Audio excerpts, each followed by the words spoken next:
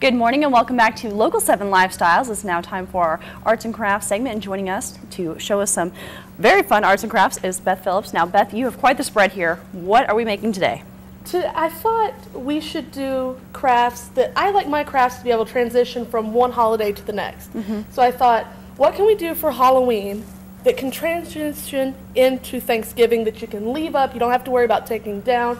So I thought we'd do some fabric pumpkins, which are super easy to make, and then some nice fall wreaths. Okay. So we're going to start out with the fabric pumpkins. And you can do any kind of fabric. You might recognize this fabric. It's originally from the scarves I made. Okay, yes. So what you're going to do is this piece of fabric is 11 by 26 inches, I believe.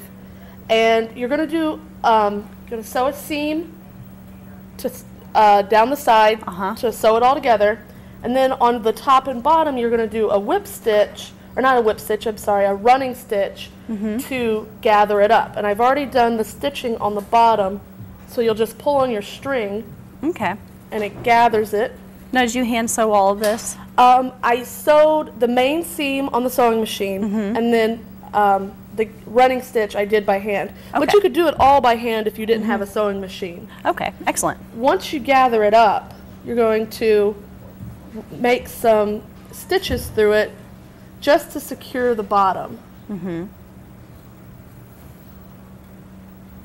Now, will this end up being on the inside of the pumpkin? Okay. Yes, this is the pumpkin right now is wrong side out. Okay. And all of these gathers will be on the inside. Now, how many times do you need to do that to make sure that it's really in place? Just until you feel that it's secure. You can kind of, if you want, you can open it out and see, make sure, you know, there's a little spot that needs to be sewn, so you can put a couple stitches through it. Okay. And then once you've got that all done, you will obviously cut the string and tie a knot. And flip it right side out. And so now you're gathered. That's going to be the bottom of your pumpkin. So flipping it back to its regular side. Yes. Then I'll show you the running stitch. I've done it almost all the way around. And then it's just, you just wiggle your needle back and forth. Well, that looks simple enough. Yeah, it's very simple. And then I like to go all the way back to where I started and go just like maybe one stitch past it. Okay, and underneath it or over top it? Yes. And then I ran out of the house this morning without my polyfill, but now at this point you would stuff it. And then you would just gather your top.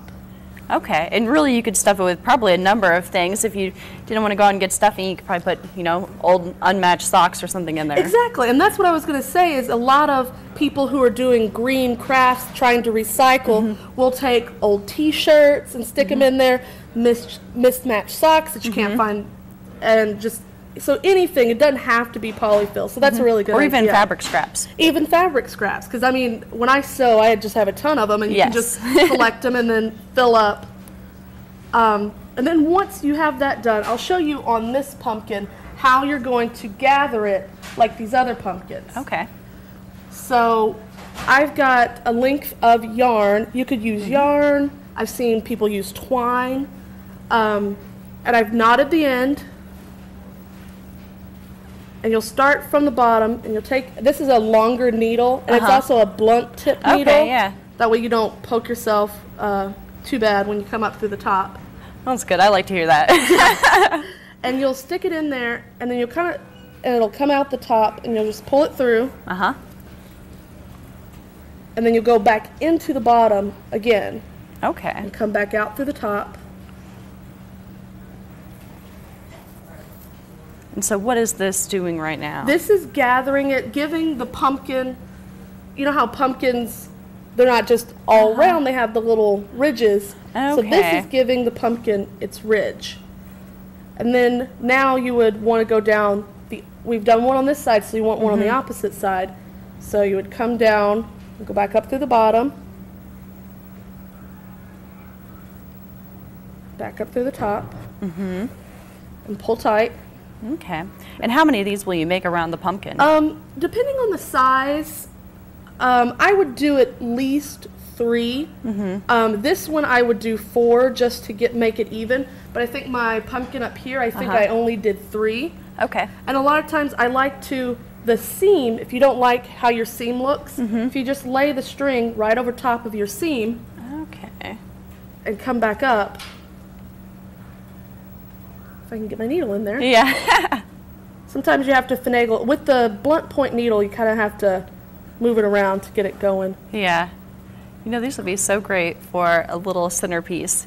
Yeah. And I normally display them on my little candelabra here. And so, yeah, you would just go through. And obviously, on your pumpkin, you may want to just use string that matches. But I wanted you to be able to see it.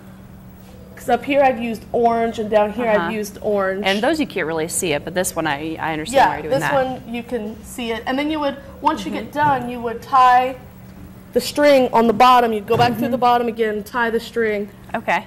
And I'll show you this one. This one I've used, oops. Uh-oh, they're all falling over. Falling off. This one I've used 3 different fabrics. And I think this one was 9 by 18. And I used 3 different fabrics. So do you sew these together then? Yeah, you would sew them, you would cut all your fabrics out, and I think each panel was about 6 inches a piece. And so you would cut out each panel and then sew them together on your sewing machine, and then sew your center line again. And then do the same thing as you would for all of them. Okay, and I have to say, I love this little leaf that you sewed up right here. Yeah, the leaf, what I did, so I didn't want to have to sew it to where I would have to turn it inside out. So what I did is on my machine, I just sewed the line of the leaf, and then I cut it out and left the edges raw. See, and I really like that. I think that adds a nice little touch.